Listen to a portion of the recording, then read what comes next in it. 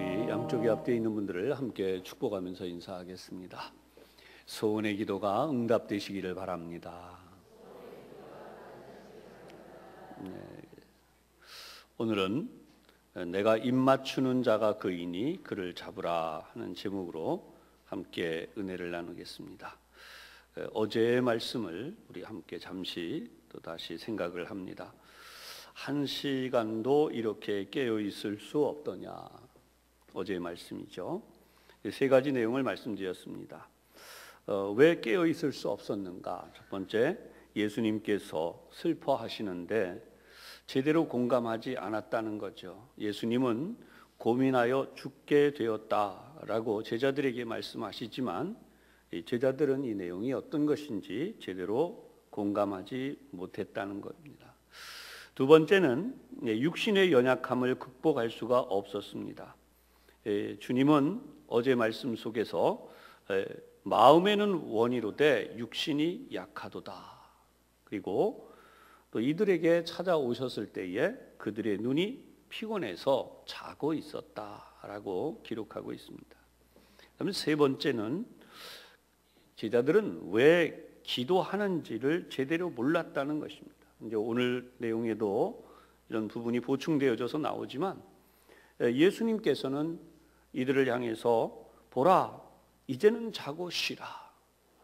내가 죄인의 손에 팔리운다라고 말씀을 했어요. 그래서 예수님께서 이렇게 팔려가시는 데 대하여 제대로 알지 못했다는 거죠. 그러면 오늘은 어제 이은 이 말씀으로 내게 입맞추는 자가 저이니 그이니 그를 잡으라. 유다가 가로진 유다가 하는 이야기이죠. 이 내용으로 우리 함께 나눌 때에 오늘 특별히 성경의 49절과 50절 사이에서 초긴장을 주는 이 두 문장의 이 사건, 예수님의 체포 장면 바로 직전에 이루어지는 이 부분부터 우리가 함께 생각을 하려고 합니다. 49절 한번 보십시오. 선생님 안녕하십니까? 라고 인사를 하는 거죠. 그런데 바로 여기에 대해서 한번 생각을 해보세요. 가로진 유다가 와서 인사하는 안녕하십니까? 라고 하는 인사는 샬롬이죠. 정말 안녕하시냐고 인사하고 있는 것입니까? 앞에서 나오고 있는 사건의 내용을 보면 제자인 유다가 어떻게 제자일 수 있는가라고 하는 생각을 하게 되죠. 군호를 짜는 장면, 요즘으로 말하면 군대 암호를 짜는 것과 같은 것이죠. 내가 이런 행동을 할 테니까 그를 잡아라 라고 이야기를 합니다. 바로 그것이 내가 입을 맞추는 자가 바로 그 자다. 너희들이 체포해 갈 자다 라고 이야기를 합니다. 결국 주님 앞에 다가온 유다가 예수님을 향해서 다가선 다음 죽음의 키스를 하는 거예요. 표현을 이렇게 하니까 상당하죠. 그냥 단순히 입을 맞췄다가 아니라 이것은 죽음의 키스예요. 너무나 가슴 아픈 장면입니다. 어떻게 표현이 더 어려울 만큼 하늘도 울고 땅도 울고 온 우주가 우는 바로 그런 사건이 이렇게 시작이 됩니다. 놀랍게도 제자들은 평안을 비는 줄로 생각하지 않았겠습니까? 그 입맞춤이 배신의 입맞춤이고 평안을 비는 그 입술에서 죽음의 입맞춤을 한다고 누가 상상을 했겠습니까? 그런데 주님은 뜻밖의 이렇게 말씀하세요. 친구여, 내가 무엇을 하려고 왔는지 행하라. 이게 50절이에요. 이 두 절 사이에 엄청난 이 긴장을 여러분들에게 다시 한번 설명을 해드렸습니다. 유다를 향해서 주님께서 하신 말씀은 너무나도 담담하게 하신 거예요. 내가 하려는 일을 하라. 그때 예수님을 체포하는 거친 손길들이 예수님의 몸을 덮칩니다. 오늘 성경을 보면 51절에 예수님과 함께 있던 제자 중에 하나가 칼을 빼서 대제사장의 종을 쳐서 그 귀를 떨어뜨렸다라고 기록하고 있어요. 다른 성경을 보면 바로 이 인물이 베드로다라고 알려주십니다. 베드로의 성격을 보여주듯이 바로 칼을 빼서 다른 사람의 귀를 베었다는 것이죠. 어떻게 보면 용감하게 왜 사람을 찔러서라도 누구를 쓰러뜨리지 못하고 고작해야 귀만 베었느냐라고 생각할 수도 있습니다. 그러나 다른 제자들에 비하면 굉장히 또 용감하다 이렇게도 생각할 수 있습니다. 제사장의 종의 귀라도 베어버린 그 결단력에 칭찬이라도 해야 하지 않겠습니까? 그런데 주님께서는 바로 이 베드로의 시도를 만류하세요. 너무도 유명한 말씀이 나오고 있습니다. 52절에 예수께서 이르시되 네 칼을 도로 칼집에 꽂으라. 칼을 가지는 자는 다 칼로 망하느니라. 할렐루야. 여러분, 이게 예수님의 행동 원칙이에요. 변함없이 지금도 우리 가운데 있는, 만약에 이 말씀을 명심했더라면 우리가 역사 속에서 십자군 전쟁과 같은 일들은 결코 있지 않았을 것이라는 거죠. 주님은 바로 이 분명한 원칙을 가지고 계셨어요. 칼을 도로 칼집에 꽂으라. 칼을 가지는 자는 다 칼로 망하느니라. 지금 현실적인 힘으로 볼 때에는 가장 괜찮은 방법이 바로 이 무력이었다고요. 그렇잖아요. 지금 이 위기에서 예수님을 싸워서라도 구출해 드려야 하지 않는가. 그래서 오늘 본문의 내용들을 쭉 훑어 내려가면 단 한 가지 주제로 집중이 되고 있어요. 그게 뭐냐 하면 바로 하나님의 뜻이 이루어지는 것입니다. 주님의 무저항주의가 인도적인 입장에서가 아니라 하나님의 뜻이기 때문에 그렇게 하신다는 거예요. 오늘날도 우리가 이 세상에서 다양한 이유를 가져올 수 있습니다. 신앙생활을 하면서 비폭력, 무저항, 다양한 이야기. 그런데 여러분, 그것은 인본주의에 뿌리를 둔 것이 대부분이에요. 오늘 성경이 분명히 알려주시는 것은 하나님께서 계획하신 일이라고 하는 것입니다. 오늘도 우리가 이 세상에서 하나님의 자녀로 살아가기 위해서는 이 성경 본문이 말씀하는 대로 칼을 가지지 말아야 돼요. 원칙을 말씀했어요. 칼을 가지는 자는 다 칼로 망하느니라. 만약 칼을 갖고 있다면 그 칼을 칼집에 다시 꽂으라. 여러분, 이 순간 주님은 얼마나 참기 힘든 순간이셨을까요? 사랑하는 제자들, 그리고 그 제자 가운데 가장 신임해서 회계, 다시 말하면 돈꾀를 맡겨놨어요. 계산이 정확하고 분명하고 열심인 사람, 가롯인 유다. 그런데 그가 배신하기 위해 왔는데 얼마나 힘드시겠어요. 그 힘든 순간을 참으시며 말씀하시는 겁니다.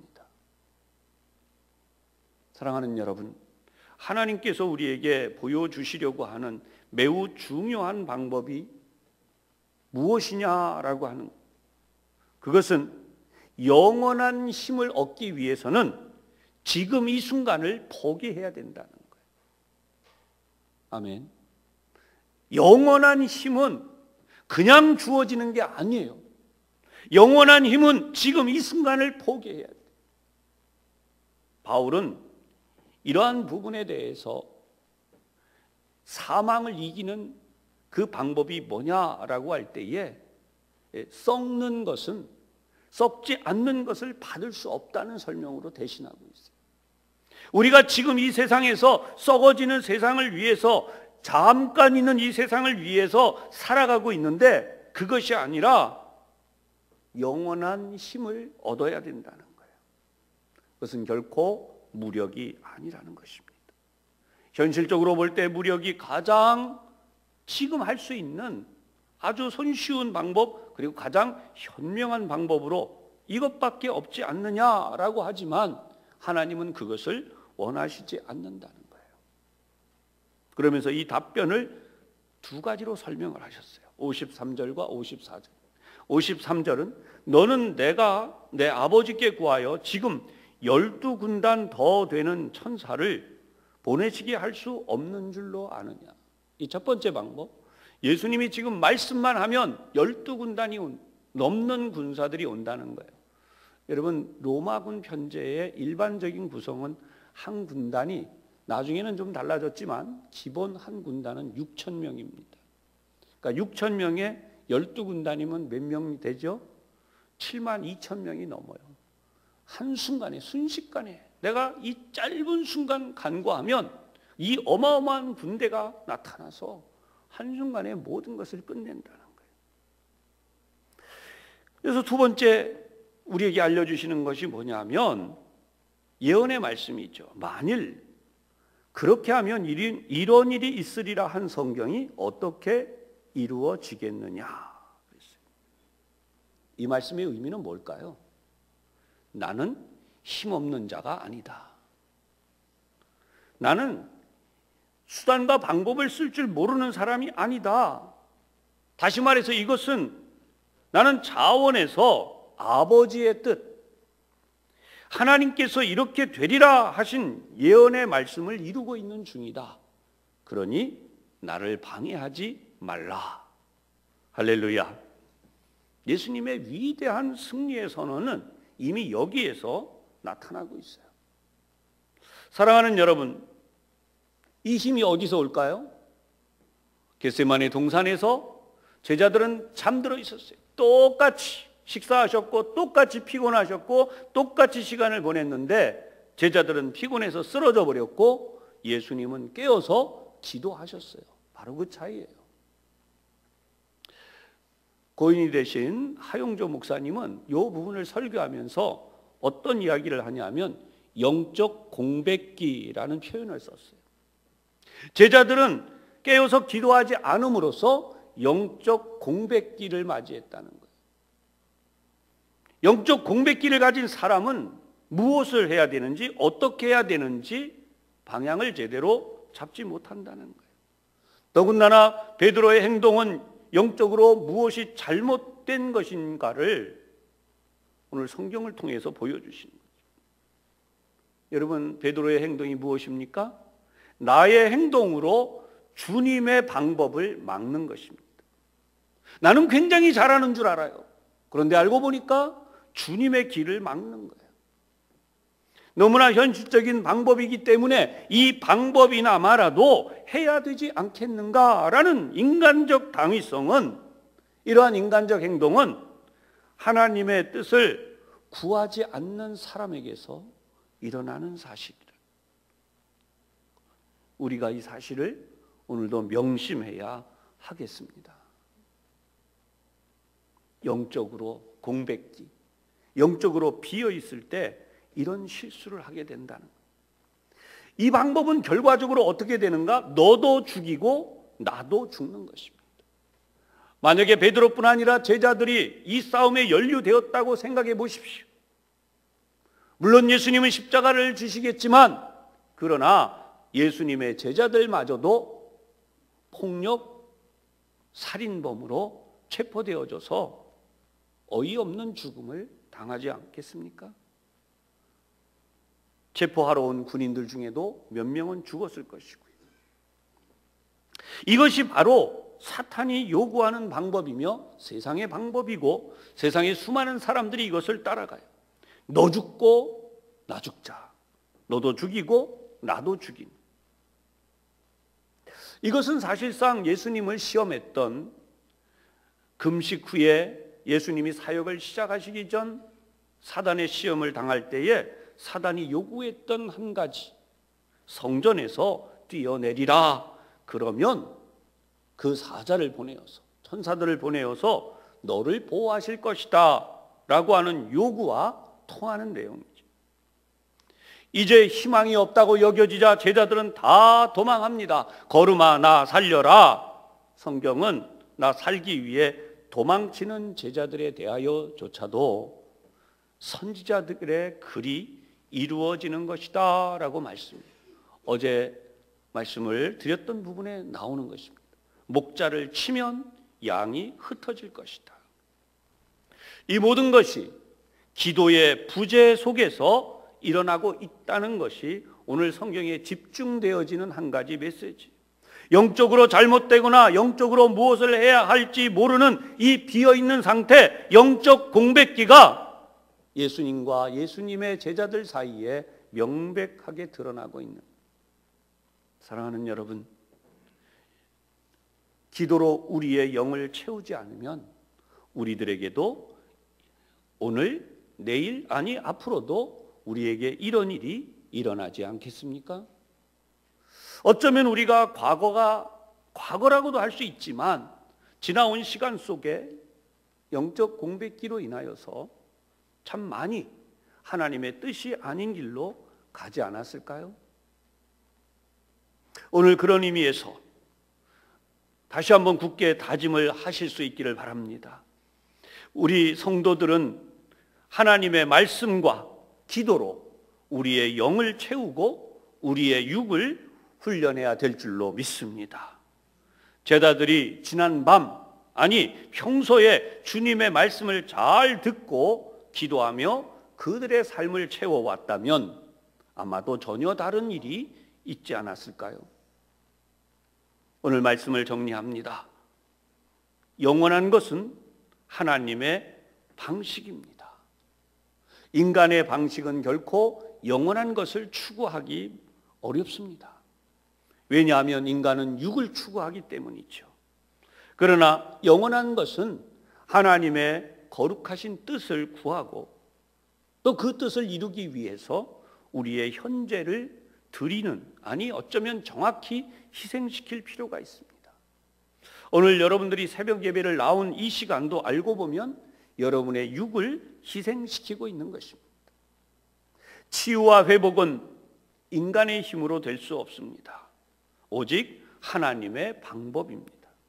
오늘도 나를 치료해 주시고 오늘도 나의 인생을 회복시키시고 내 자녀를 비롯한 내 자녀들 가정 그리고 그들의 미래 속에 역사하실 하나님의 방법은 바로 우리가 오늘 깨어서 예수님처럼 기도하는 것입니다. 주님의 모범을 따라서 깨어서 기도하시고 우리 하나님의 놀라운 역사를 이루시기를 주님의 이름으로 축원합니다. 기도합니다. 하나님 아버지, 희망이 없다고 여겨지는 곳에서 세상의 모든 사람들이 여기저기서 탈출하는 소리들, 오늘 본문에 있는 현장처럼 오늘날 교회를 다니다가 교회를 희망이 없다고 교회를 떠나고 교회를 나오지 아니하는 많은 이들이 있다고 이야기합니다.